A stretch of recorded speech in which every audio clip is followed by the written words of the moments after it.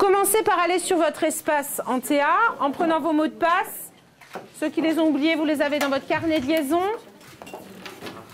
Et puis vous allez sur le cours Première approche de la poésie, 6e. Voilà, donc en septembre 2013, je découvre le collège. Je me rends compte qu'on a des professeurs avec des compétences remarquables en termes d'utilisation du numérique.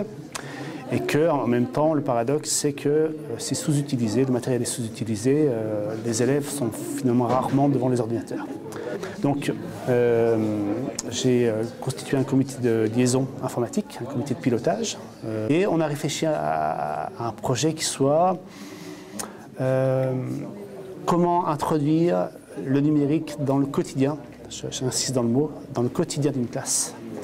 On s'est donc orienté sur un équipement tablette avec l'idée que les élèves restent toujours sur place, ont à disposition le matériel et que ce sont les professeurs qui se déplacent et qui rejoignent la classe. On partage avec les collectivités le même principe qui veut qu'au lieu d'équiper des établissements sans se poser la question des usages qu'on va faire derrière, on privilégie plutôt d'abord le travail d'une équipe de personnes qui sur le terrain sont des personnes motivées, mais aussi, on va dire, avec une certaine appétence pour le numérique et qui sont très souvent des personnes qui pédagogiquement ont déjà des idées, qui sont prêtes à se remettre en question. Donc ce sont les usages qu'on met en avant et non pas les outils. Donc vous revenez juste sur le tutoriel que vous venez de voir, vous cliquez, donc c'est sur Moodle, le document qui se trouve juste en dessous du tutoriel.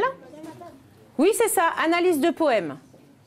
Vous l'ouvrez et vous remplissez directement vos réponses. Voilà, donc il faut savoir qu'on est dans une classe dyslexie. Une classe dyslexie, ça veut dire qu'il y a un certain nombre d'élèves qui ont des TSA, des troubles spécifiques des apprentissages, dont la dyslexie.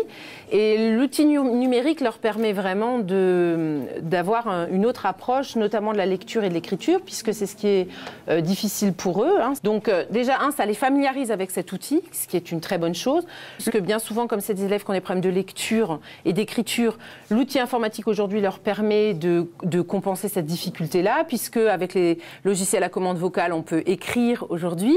Et puis avec tous les systèmes qui permettent de lire automatiquement, ils ont accès à tout peut leur être lu. Voilà, donc à la fois pour l'aspect lecture et écriture, c'est sûr que pour les élèves dyslexiques, le numérique est vraiment, vraiment très intéressant et important. Tu as compris ce qu'il y avait écrit, ce qu'on t'a expliqué? Donc maintenant, tu sais que tu peux aller sur Folios. Donc tu reviens sur Moodle. Là, on t'a dit, hop, et tu vas sur Folios.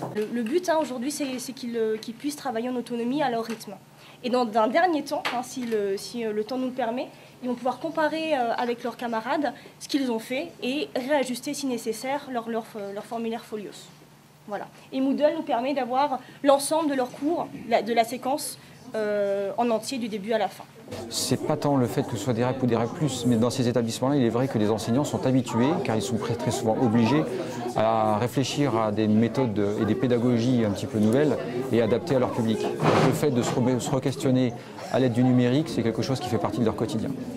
Donc ça change aussi la démarche de l'enseignement même, puisqu'on leur apprend à trouver les informations, à chercher et à trouver les informations dont ils ont besoin pour le cours. Voilà, ils deviennent donc acteurs de la recherche du savoir et c'est plus simplement nous qui leur transmettons. On a fait justement l'entrée du Printemps des poètes, eh bien on a commencé à travailler, il y avait Arthur Rimbaud sur l'affiche, ah ben tiens, qui c'est Arthur Rimbaud? Eh ben l'élève responsable de la tablette va chercher qui c'est Arthur Rimbaud. Et puis on va regarder est-ce qu'il a trouvé un site pertinent ou pas, est-ce qu'il n'y a pas trop d'informations, est-ce qu'elles sont accessibles ou pas. Si elle nous demande une question, en fait, on ne prend que des personnes. Oui. Des personnes vont chercher leur tablette et vont chercher soit sur un dictionnaire sur Larousse, ou soit sur Wikimini, ou soit sur Wikipédia. Donc c'est sur Internet dans ce cas. Voilà. Et vous, qu'est-ce que vous préférez? Et alors maintenant, si vous avez deux réponses différentes, une sur le dictionnaire et une sur Internet, les deux réponses ne sont pas pareilles. Laquelle vous allez croire en premier? Sur Internet. Sur Internet en premier d'abord? Toi aussi? Oui. D'accord, donc Internet a plus raison que le dictionnaire. Oui.